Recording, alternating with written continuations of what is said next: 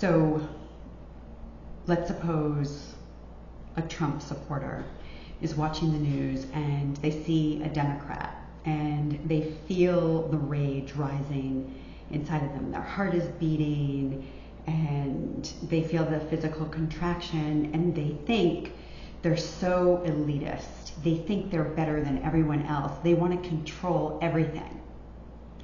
But on the other side, maybe we have a Biden supporter who's watching a clip of Trump and thinks he is such a narcissist. He's dangerous and he only cares about himself. So here's where it gets uncomfortable for all of us. The elitist accusation, maybe that is an invitation to ask, where do I feel superior to people who don't think like me? Or the narcissist accusation, where am I not listening to others? Or where do I make everything about me? My fear, my outrage, my side being right. Or the accusation about controlling everything. Maybe the question for ourselves is, where am I trying to control outcomes or people or circumstances because I'm terrified of what happens if I don't? Neither side is off the hook here. And that's really the whole point.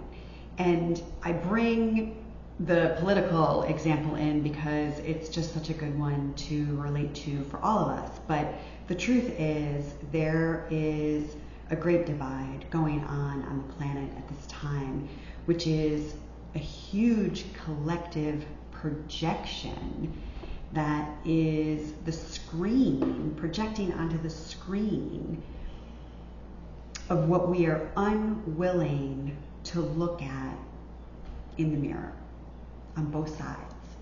And until such time that we're willing to stop and ask ourselves the question, what is this situation or this person or this infuriating circumstance, what is this reflecting to me about me that I am unwilling to look at because I'm unwilling to be in the discomfort or the shame?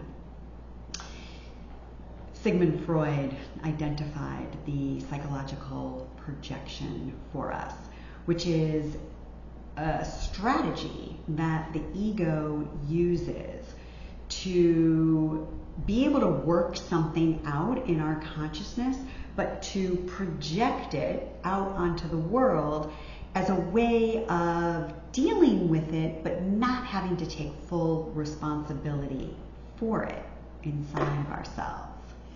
But what happens with projections when we are caught in them is there's this constant reverberation, because what we send out is what we get back.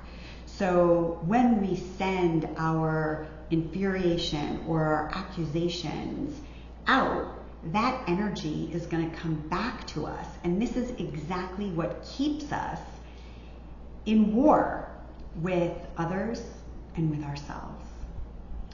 So when we can begin to look upon humanity with the sacredness of the truth of our being, then that is what we will begin to send out in the world and what we will begin to receive back. I want to talk with you a little bit about projections and the importance of noticing and taking responsibility for the fact that whatever irritates us is in us. Whatever we see in others is a reflection of what lives inside of us. And that's both good and not good, right? The positive and the negative. Because sometimes we can look at someone and be caught up in their gifts or their courage or their strength or their brilliance. And the only reason that we're able to notice that or see that or acknowledge that is because those same qualities live inside of us.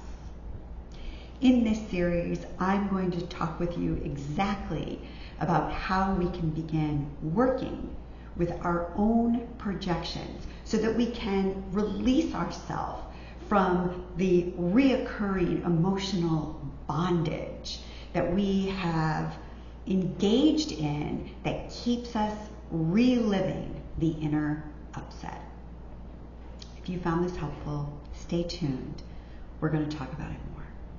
I'm Donna Bond. I'm a soul catalyst and a spiritual psychology life coach. If you're into this and you think it's helpful, please click like and subscribe.